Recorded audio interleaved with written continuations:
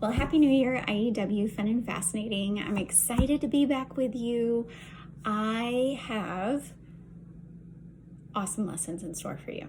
This is going to stretch you, it's going to grow you, it's going to make you better, and it is going to equip you phenomenally for making the years ahead in school easier. Because what you're about to learn, I am telling y'all, high schoolers all over the United States would have such an easier time in their writing assignments if they knew what you're about to learn. So be excited about this. It's really good stuff. I want you to start by turning to page 79 in your book. And we're really going to run through this together. You're going to read along with me a little bit.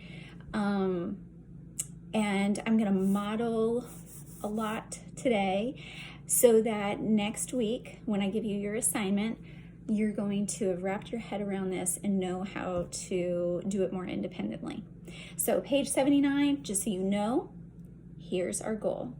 We're going to outline using keywords.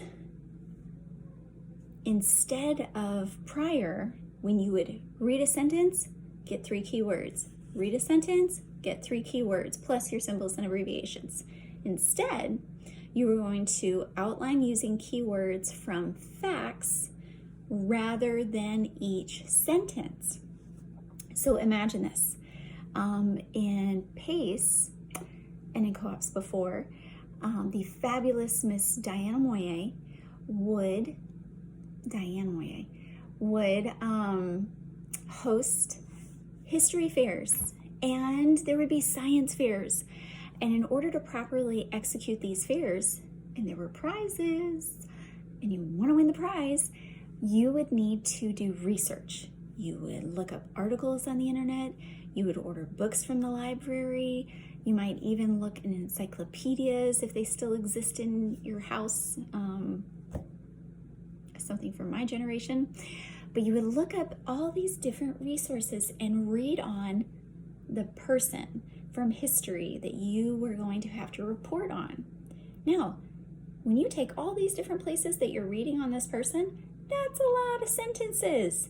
That would be crazy to have to do 3 words plus symbols and abbreviations from each sentence you read.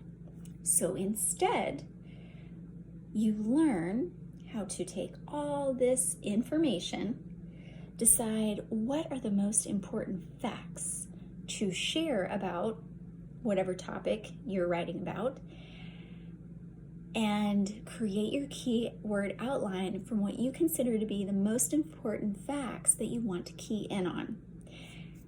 That is a wonderful skill to be able to carry forward. It equips you so many times in life.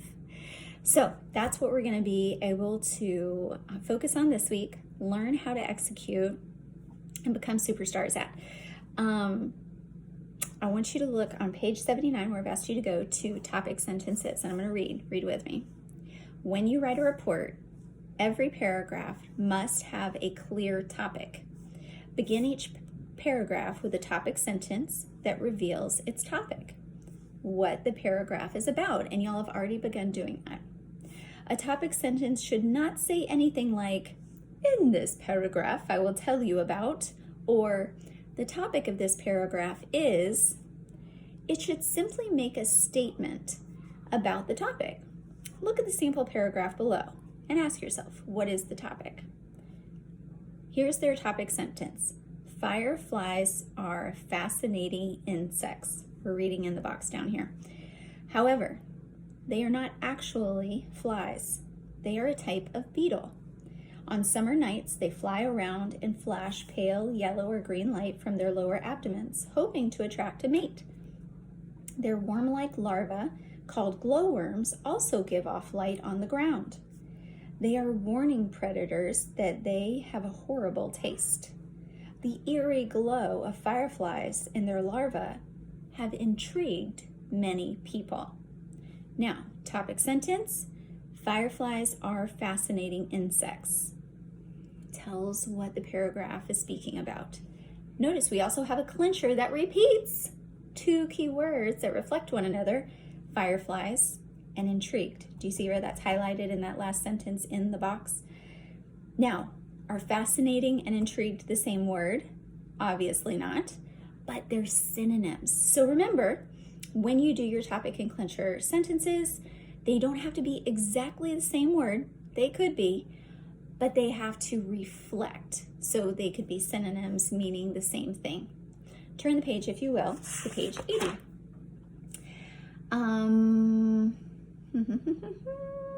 I actually want you to skip down to the box where it says grammar help. Now, I will be highlighting this in next week's lesson as well, but I want to read over it today. And read with me. We have its and their. Its and their show possession or ownership. These words do not have apostrophes. Repeat that with me.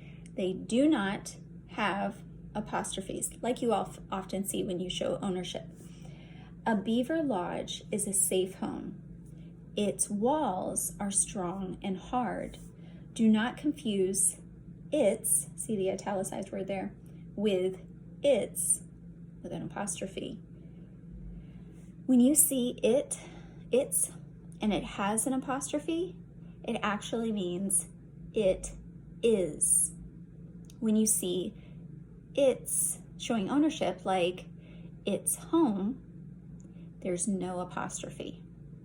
It's kind of a rule breaker compared to what you're used to. So that's an important thing for you to note. Again, you'll be reminded of this in a future lesson. Beavers are skilled builders. Their lodges are fortresses. You do not write their, T-H-E-R, you see in the last line here, when you mean their. That's something called a homophone. They sound the same, but they're spelled differently and they mean different things. So these are things that the more you pick on them, the better a writer and communicator you are as you go. So you can read through page 81 on your own later, but basically what it's saying is your main goal for this week is to write one paragraph on beavers' homes. And we're going to read the source text on the next page together. And there is a blank outline for you to fill in a keyword outline. However, I'm going to make it super easy for you. And I'm going to go over a sample keyword outline for you after our reading that is going to give an example and model for you how they didn't take from each sentence of the source text that we're going to read. They took facts they found important through the reading. When you finish your outline, you're going to use your keyword outline. When you finish your keyword outline, you're going to use your checklist and you're going to write a paragraph from your keyword outline using your checklist. As before, you're going to read that yourself and check it. You're going to make sure everything in your checklist is in there, and then you're going to hand that into your editor, your teacher. They're going to make necessary adjustments and recommendations, and then you are going to go write or type your final draft and turn it into your teacher. It's going to be good stuff. So let's turn they do give a reminder, and I'm going to try to keep reminding you, you are going to make sure this week that you are beginning with a topic sentence, that you are ending with a clincher sentence, and that 2 to 3 keywords repeat or reflect in your topic and your clincher sentences. You're also going to make sure you highlight those 2 to 3 keywords in the topic and in the clincher sentences so that your editor and your teacher sees them on what your 2 to 3 keywords are in your topic and your clincher sentence. So turn the page, if you would, to page 82. We are going to read about busy beavers, and then we'll wrap up with a keyword outline that's modeled for you. Join me on page 82, please. You can pause the video if you need to get there. Page 82. You'll see at the top, the title is Busy Beavers. Beavers are amazing builders. They erect dams across streams to form ponds. Then they construct their homes, called lodges, in the ponds. Beavers build their lodges at night so their enemies cannot see them. First, they pile mud and stones in their pond. Next, they use their sharp teeth to cut down small trees and drag them into the water. They stack more and more trees and branches until the mound sticks high out of the water. Then the beavers dig tunnels from under the water into the center of the mound. They dig out a room that is higher than the water level so they can stay dry. To make the lodge strong, the beavers pack mud between the sticks with their paddle-like tails. The mud keeps the rain and cold out. The beaver family will live in their lodge all winter. They stack extra small trees and branches nearby to use for repairs to the lodge or the dam. They're so smart. God made them really smart. They also use the extra trees for food because they eat leaves and bark. Because the only way in is from underwater tunnels, the lodge keeps the beaver family safe from enemies. These are amazing creatures that God has created. It's really something. I wanted to look at something.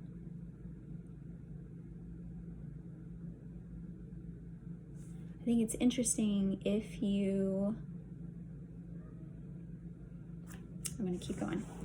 Now you will see on page 83, there is a blank, a lot of blanks for your keyword outline. They've even begun your topic sentence there. If you can see by Roman numeral 1, it says topic, sentence, and then you'll see two words, beavers, homes, and then a blank. I'd recommend you add an adjective that you think beavers' homes are, whatever you want to put in there. Now notice for lines 5, 6, and 7 at the bottom here, you'll see a little black line boxed out, and it says choose at least 5 facts, but no more than 7 facts. So what that means is if you leave line 7 blank, it's okay. But you have to fill in the lines, line 1, 2, 3, 4, 5 of your keyword outline. And then you may add to line 6, you may go all the way to 7. But if you only have 5 or 6, encourage you 6 facts, that's okay.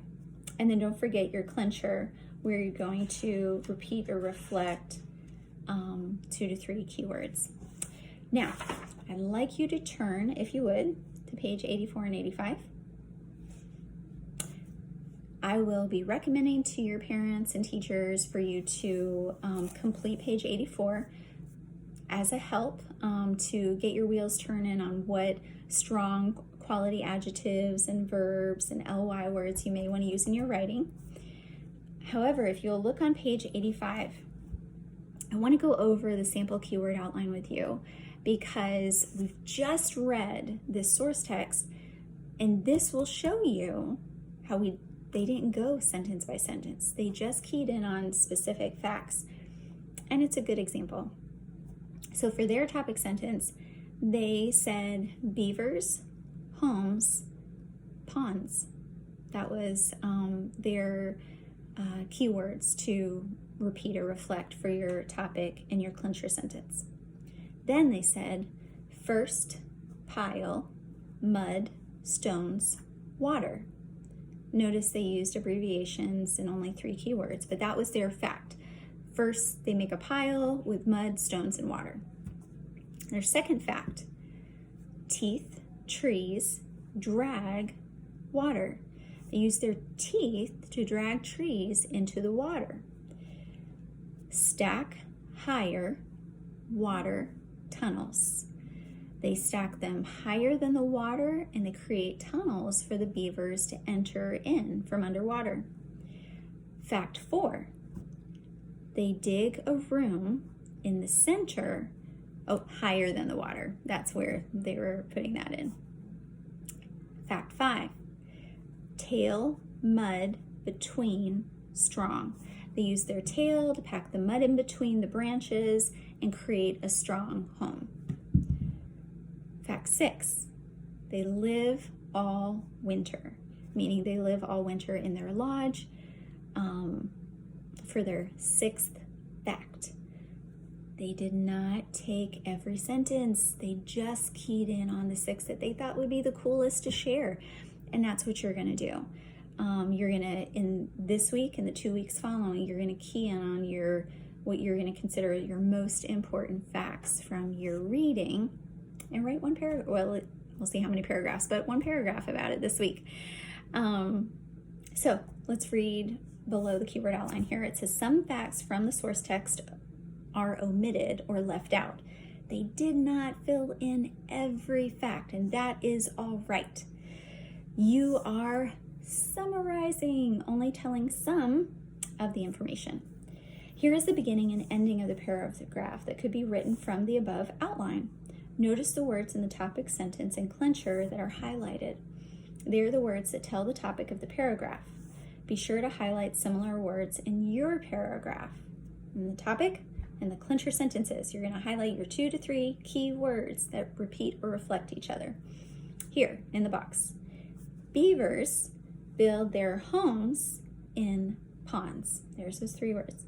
They begin by piling mud and stones in the water. Next, they cut down the trees with their sharp teeth and they end it by saying the beaver's home keeps them safe in the pond.